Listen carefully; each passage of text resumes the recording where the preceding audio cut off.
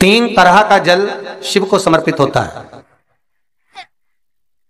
और वो तीनों तरह के जल का अलग अलग भाव है महाराज।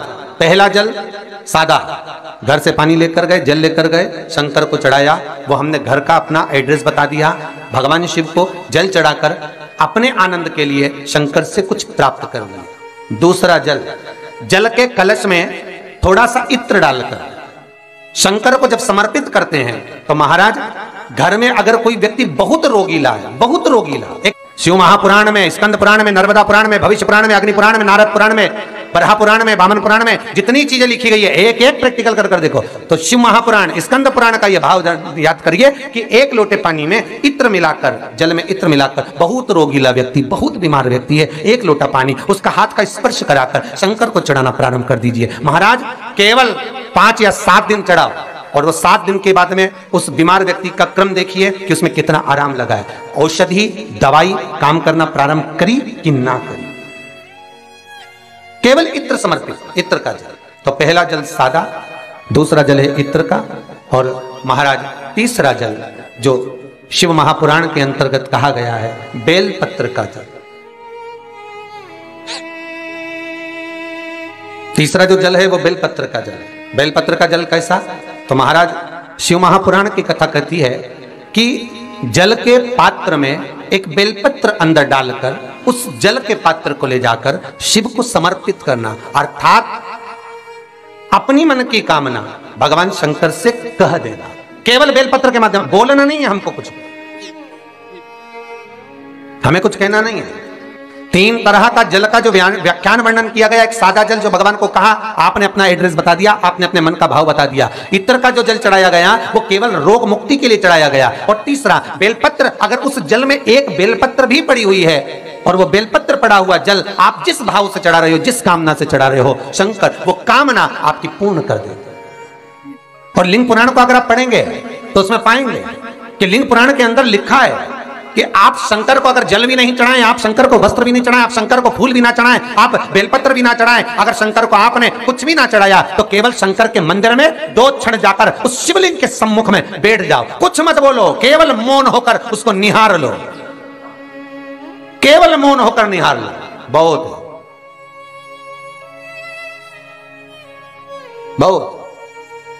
जो हनुमान जी महाराज को 3 तरह की माला समर्पित होती है, एक आंकड़े के पत्ते की, दूसरी बेलपत्र के पत्ते की, तीसरी पीपल के पत्ते की।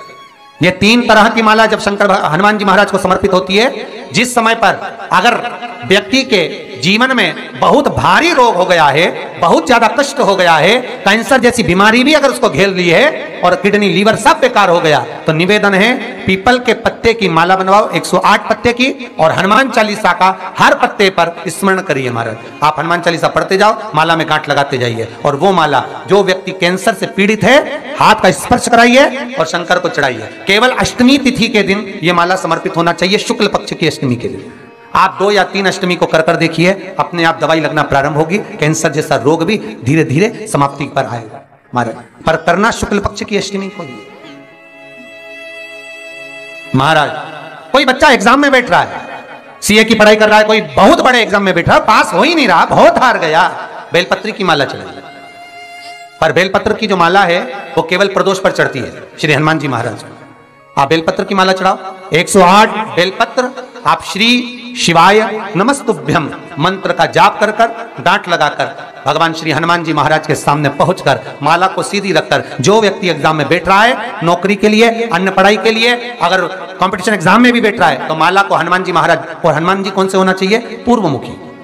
हनुमान दक्षिण मुखी नहीं चाहिए, पूर्व में जिन हनुमान जी का मुख हो वो माला ऐसी समर्पित कर हनुमान चालीसा का पाठ कर 3 बार स्मरण कर माला श्री हनुमान जी को पहना दीजिए। ऐसा कोई एग्जाम नहीं जिसमें से आप निकल ना पाए महाराज, पर करना आपको पड़ेगा। प्रदोष का दिन होना चाहिए, प्रदोष के दिन भगवान, और प्रयास जहां तक हो सके प्रदोष काल में अगर चढ़ाएंगे तो ज्यादा फलदायी रहेगा, प्रदोष काल में।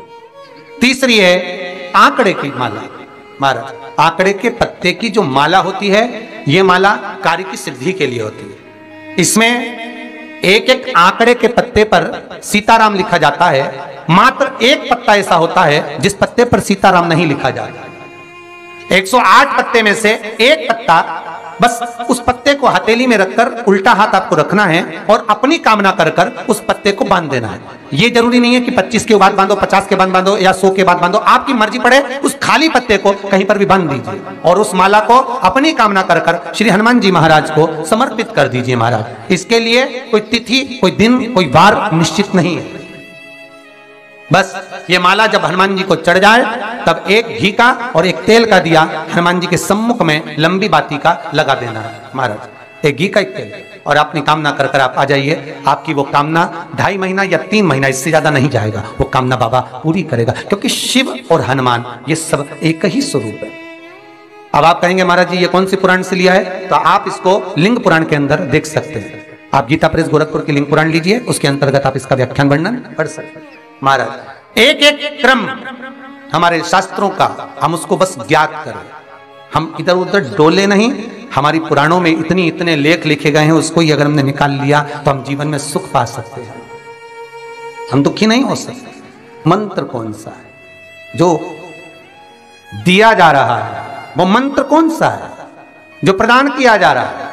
हनुमान जी महाराज ने वो मंत्र जो विभीषण को दिया, और एक विभीषण जिसको लात मार दी गई, एक विभीषण जिसको लात मारकर निकाल दिया गया, जिसके घर का भी ठिकाना नहीं था, वो विभीषण एक छोटे से मंदिर में जो रहता था, तुलसी का क्यारा जिसके दरवाजे पर था, और वो विभीषण जब सीख रावण को देता है तो वही विभीषण को जब लात मारकर निकाल दिया जाता है, तो वो मंत्र कौन सा था जिसको विभीषण ने जपा और विभीषण लंका का अधिपति बन गया, सत्ताधारी बहुशाली?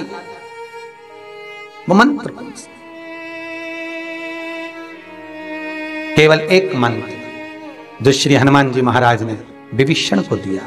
महाराज वो मंत्र कोई दूसरा नहीं था, केवल भगवान का नाम विभीषण को प्रदान किया था। क्यों? क्योंकि विभीषण के दरवाजे पर जब हनुमान जी महाराज पहुंचे थे, विभीषण के द्वार पर जब हनुमान जी महाराज पहुंचे तो विभीषण के दरवाजे पर जाकर क्या देखते हैं कि सब कुछ विभीषण के यहां पर है, और विभीषण लगा हुआ है, कभी यहां पर प्रणाम करता है, कभी वहां प्रणाम करता है, कभी विभीषण यहां जाता है, यहां नमन करता है, कभी विभीषण वहां नमन करता है, कभी विभीषण इस स्थान पर जाता है। विभीषण यहां मत डोल रहा है, ये हनुमान जी देख रहे हैं। घर में दिखाया तो वास्तु दोष है, क्या करें? पाइप तोड़वा के इधर का इधर कर दो, सीढ़ी तोड़वा के इधर कर दो। राशि में दिखवाया तो ग्रह दोष है।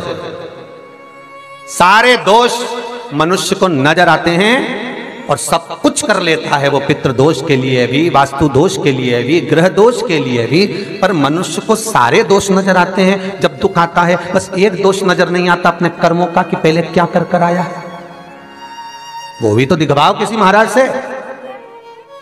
महाराज जी बोल देंगे पितृ दोष है, महाराज जी कह देंगे वास्तु दोष है, महाराज जी कह देंगे ग्रह दोष है, महाराज जी कह देंगे ये दोष है, पर महाराज से एक दोष अपने को अपना छाटना है कि मेरे कर्म का दोष कौन सा है। मैंने पत्रिका दिखवाई, महाराज जी ने कहा वो भी करा, मैंने ये उन्होंने बताया वो भी करा, मैंने ये व्रत करा, मैंने वो उपास करा, अपने कर्म का दोष भी तो देखो कि दोष कौन सा है। दरवाजे भी बदल दिए, सीढ़ियां भी बदल दी, वास्तु शास्त्र वाले को बुलाकर घर भी बदल दिया, 50 बार मकान भी बदल दिया, सारे दोष हमने देखे, पर भीतर का दोष नहीं देख पाए कि हमारे कर्म का दोष क्या है। जो पूर्व में कर कर आए हो वो कर्म का भोग मनुष्य के शरीर में भोगना पड़ेगा, और मनुष्य के शरीर मिलता ही काय के लिए है? एक भगवान का भजन करो और दूसरा कर्म का भोग भोगो, इसके सिवाय है ही क्या?